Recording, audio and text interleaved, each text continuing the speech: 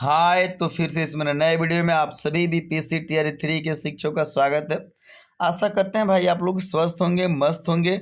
हम लोग बात करने वाले हैं बीपीएससी टीआरई 3 प्राण आवेदन शुरू हो गया है। बहुत से जिलों में अभ्यर्थी अपना प्राण के लिए आवेदन कर रहे हैं, परंतु उसी बीच एक गड़बड़ी सामने आई है कि डेट ऑफ रिटायरमेंट कुछ अभ्यर्थियों ने गलती कर दी है और आगे भी गलती होने का चांस है। तो इस रूप में हम लोग बात करने वाले कि डेट ऑफ रिटायरमेंट कैसे निकालेंगे, किसी का भी डेट ऑफ बर्थ हो। और प्राण में ये गलती बिल्कुल नहीं होनी चाहिए, क्योंकि अगर ये गलती आप कर देते हैं तो बहुत कम गुंजाइश होगी कि आपका वो मतलब सुधार कराया जाए। इस वीडियो में हम स्पेशल इसी पे बात करने वाले हैं। तो आप मेरे चैनल पर नए हैं तो चैनल को जरूर सब्सक्राइब कर लीजिएगा, क्योंकि शिक्षा समिति हर एक अपडेट आपको समय समय पर मिलता रहता है। देखिए, बहुत से अभ्यर्थी करना था कि सर डेट ऑफ ज्वाइनिंग का क्या रोल है, डेट ऑफ ज्वाइनिंग का क्या रोल। बिल्कुल दोनों का अलग अलग रोल है। एक आपका डेट ऑफ जो बर्थ है, डेट ऑफ बर्थ है, दोनों का अलग अलग रोल है।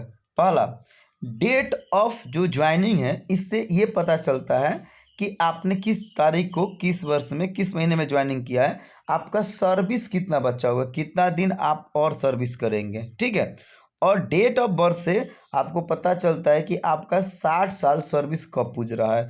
डेट ऑफ रिटायरमेंट किससे निकालते हैं, डेट ऑफ बर्थ से निकालते हैं। ये क्लियर हो जाना है। देखिए स्पष्ट यहाँ पर कहा जा रहा है विशेष निर्देश में, और ये हम बात जो भी कर रहे हैं बिहार सिविल सेवा संहिता के अनुसार कर रहे हैं कि बिहार सेवा संहिता के संगत प्रावधान अनुसार जिन कर्मियों की जन्म तिथि माह की, किसी भी माह की 2 तारीख और उसके बाद में पड़ती है, मतलब 1 तारीख के अलावा कोई भी तिथि पड़ती है, मतलब 2 तारीख, 3 तारीख, 5 तारीख, 10 तारीख, 20 तारीख, जो भी तारीख पड़ती है, उनकी सेवानिवृत्ति की तिथि 60 वर्ष की आयु के पूर्ण होने पर, 60 साल तो आपको जोड़ना है, 60 साल की आयु पूर्ण होने के बाद उस माह की अंतिम तिथि होगी। मतलब 1 तारीख के अलावा, किसी महीना के 1 तारीख के, इसके अलावा अगर आपका डेट ऑफ बर्थ है तो आपका उस महीने का जो अंतिम तारीख होगा वो महीना हो जाएगा। तो पहला समझ लेना है कि महीना जो होगा अंतिम तिथि हो जाएगा। जैसे मान लीजिए कि किसी का है आपका इस रूप में 2/1/1993 है, मतलब 2 जनवरी है, ठीक है। तो जो ईयर है इसमें आपको 60 साल जोड़ देना है। तो 1993 किसी का डेट ऑफ बर्थ है और 60 साल जोड़ेंगे तो कितना हो जाएगा भैया, 2053। तब पक्का इनका रिटायरमेंट कितना होगा, 2053 में होगा। लेकिन 2 जनवरी है, तो इनका 2 जनवरी रिटायरमेंट है। तो हमने क्या बताया कि 1 तारीख के अलावा कोई भी डेट रहेगा तो उस मंथ का अंतिम, मतलब कि जनवरी अंतिम कितना होता है, 31 तारीख का होता है। इसका मतलब इनका डेट ऑफ रिटायरमेंट कितना होगा, 31/1/2053 होगा। और ईयर में हमेशा 60 साल जोड़ते हैं। लेकिन अगर मान लीजिए कोई ऐसे शिक्षक हैं, महिला शिक्षक या पुरुष शिक्षक, जिनकी जन्म तिथि 1 तारीख को पड़ती है, मान लीजिए कि 1 जनवरी को या 1 मार्च को या फिर 1 अप्रैल को 1 तारीख पड़ती है, किसी 12 महीने में से 1 तारीख को पड़ती है, तो उनको भाई 1 मंथ का नुकसान हो जाता है। बस होता कुछ नहीं है, 1 मंथ का आपको नुकसान होता है, 1 मंथ कम सैलरी आपको मिलता है, जो बिहार सेवा संहिता का नियम कहता है। अब मान लीजिए कि किसी का 1 तारीख को पड़ता है, उनका सेवानिवृत्ति तिथि, उनका भी 60 वर्ष होगा, लेकिन 1 मंथ कम हो जाएगा, पिछले माह की अंतिम तिथि होगी। जैसे मान लीजिए किसी का डेट ऑफ बर्थ है 1/1/1993, ठीक है, 1/1/1993 है, तो आप तो इस 93 में हमने बोला कि 60 साल जोड़िएगा तो हो जाएगा भाई 2053 हो जाएगा। परंतु इनका 1/1 है, तो जाहिर सी बात है कि 1/1 के पहले पिछला महीना क्या आता है, दिसंबर आता है। तो इनका डेट ऑफ रिटायरमेंट कितना होगा, 31/12/2053 नहीं 52 होगा, मतलब 1 मंथ का नुकसान हो जाए। मान लीजिए दूसरा एक एग्जाम्पल लेते हैं, किसी का डेट ऑफ बर्थ है 4/2/1998, क्लियर। तो 4/2 है ना, 1 के अलावा कोई भी तिथि हो, तो इनका कितना हो जाएगा, 28 फरवरी। कितना हो जाएगा, 28 फरवरी। ये 1998 है, इसमें 60 साल जोड़ेंगे कितना होगा, 2058 हो जाएगा। कितना हो जाएगा, 2058।